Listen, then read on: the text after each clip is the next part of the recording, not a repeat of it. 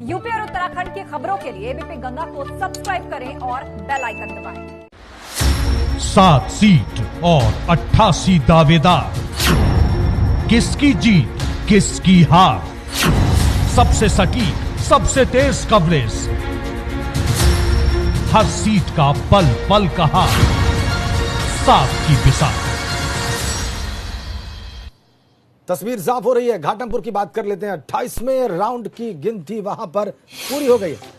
BJP के उपेंद्र 19,964 वोटों से आगे हैं और बीएसपी के कुलदीप दूसरे नंबर पर हैं। प्रभात अवस्थी हमारे साथ हैं। प्रभात, बताइए क्या जानकारी आपके पास?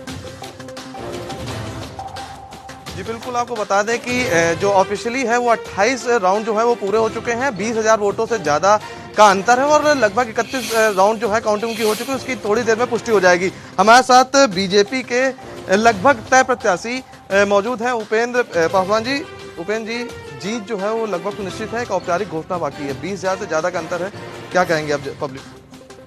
घाटमपुर विधानसभा की समस्त जनता जनार्दन को, घाटमपुर विधानसभा के प्रत्येक मतदाता को, घाटमपुर विधानसभा के अंतर्गत रहने वाले भारतीय जनता पार्टी के प्रत्येक कार्यकर्ता को, चाहे बूथ का कार्यकर्ता हो, चाहे सेक्टर का, चाहे मंडल का, चाहे जिले, सबके चरणों में कोटि कोटि नमन करता हूं। इतना बड़ा उन्होंने आशीर्वाद दिया, इतनी बड़ी जिम्मेदारी दी है, निश्चित रूप से मैं बारंबार उनको प्रणाम करता हूं। क्या लगता है कि जिस तरह से मुद्दे विपक्ष उठा रहा था कि विकास नहीं हुआ है, वहाँ पे कई समस्याएं हैं, तो आप जिस मुद्दों को लेके गए थे, कितना लोग आपसे प्रभावित हुए और जिसका परिणाम ही भारतीय जनता पार्टी सिर्फ एक मुद्दा ही लेकर के गई थी और भविष्य में भी जाएगी, विकास विकास विकास।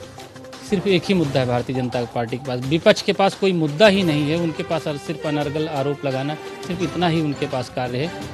इसमें विपक्ष के विषय में मेरे इतना ही कहना है। उपेंद्र जी, आपसे ये जानना चाहेंगे कि अब आप जब जीतने के बाद सबसे पहला कौन सा ऐसा काम होगा या कौन सा ऐसा वादा होगा जो जनता से आपने किया है और उसको पूरा करेंगे?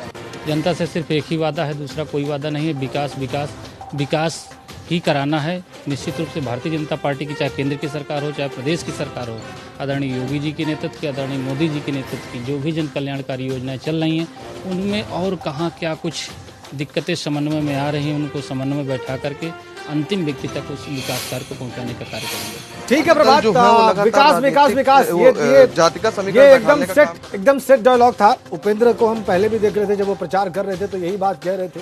आज जब वो लगभग जीत गए हैं, ऑफिशियल अनाउंसमेंट बाकी है, तो भी यही बात कह रहे हैं